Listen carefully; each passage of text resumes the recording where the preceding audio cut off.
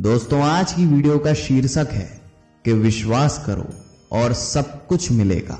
दोस्तों बहुत समय पहले की बात है, एक संत होते हैं जिनका नाम होता है संत रविदास, और वे अपने शिष्यों के साथ में प्रार्थना कर रहे होते हैं। पर वो प्रार्थना जब करते हैं तो वो प्रार्थना बोल के नहीं करते हैं, बल्कि अपने मन में ही प्रार्थना करते हैं, जिसकी वजह से उनके होठ हिलते नहीं हैं।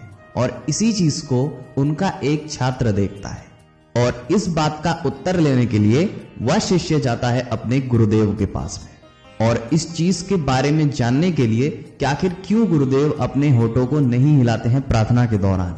इस चीज को जानने के लिए वह छात्र पहुंचता है अपने गुरुदेव के पास, और वो वहां पे जाने के बाद बड़े ही प्यार से अपने गुरुदेव से पूछता है कि हे गुरुदेव, जब हम प्रार्थना करते हैं तो हम बोल के प्रार्थना करते हैं, जिसकी वजह से हमारे होठ हिलते रहते हैं, पर आप जब प्रार्थना करते हैं तो आपके होठ क्यों नहीं हिलते हैं।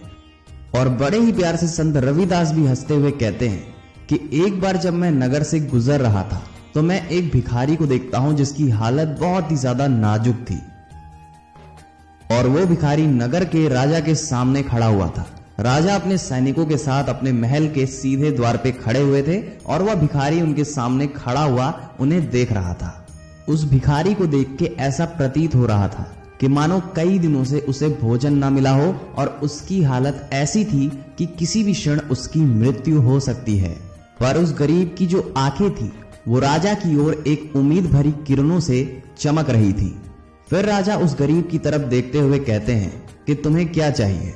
फिर वह गरीब अपनी कमजोर आवाज में राजा से कहता है कि हे राजा, मुझे माफ करिएगा, मैं इतनी देर से आपके सामने सहायता की आस लगा के खड़ा हुआ हूं, और यदि आप मेरी हालत को देखकर मेरे प्रॉब्लम्स को समझ नहीं सकते हैं तो शायद मुझे नहीं लगता कि आप मेरे किसी काम आने वाले हैं।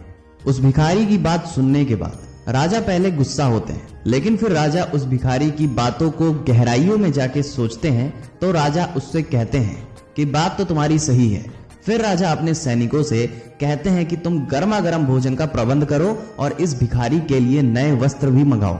और फिर संत रविदास अपने छात्र से कहते हैं कि उस घटना को देख के मैंने ये सीखा कि जो भगवान होते हैं अपने भक्त का हाल देखकर ही समझ जाते हैं कि उसके मन में क्या है।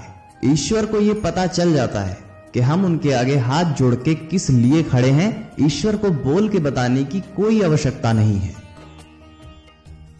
इसीलिए उस दिन से अभी तक मैंने आज तक ईश्वर से कभी बोल करके प्रार्थना नहीं किया, और अपनी समस्याओं का विवरण भगवान के सामने बोल के कभी नहीं बताया। ईश्वर खुद समझ जाते हैं कि मेरी चिंता क्या है।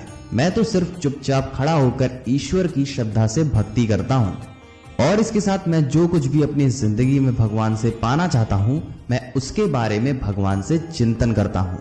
और इतना सब सुनने के बाद उस छात्र के मन में एक और क्वेश्चन आता है।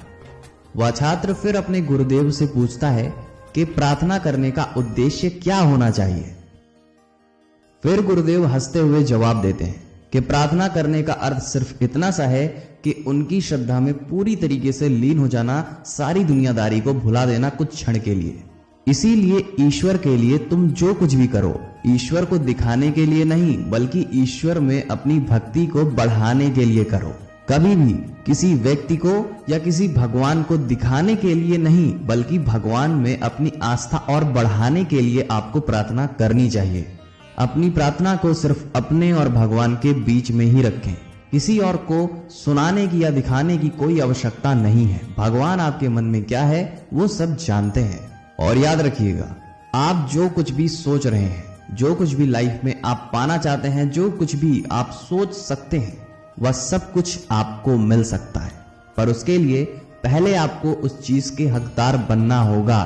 बाकी ईश्वर तो आपकी नैया पार लगा देंगे। दोस्तों कैसी लगी आपको ये स्टोरी, कमेंट सेक्शन में आप हमें बता सकते हैं। बाय द वे, ऐसी और मोटिवेशनल और इंस्पिरेशनल स्टोरी सुनने के लिए आप सब्सक्राइब कर सकते हैं हमारा ये YouTube चैनल मोटिवेशन लाइन। और इसके साथ अगर आप ये वीडियो IGTV पे देख रहे हैं, और अगर आपने अभी तक हमारे पेज को फॉलो नहीं किया है तो फॉलो जरूर करिएगा। मिलते हैं किसी और रोचक कहानी के साथ में। अभी के लिए शाइनिंग ऑफ मोटिवेशन लाइन।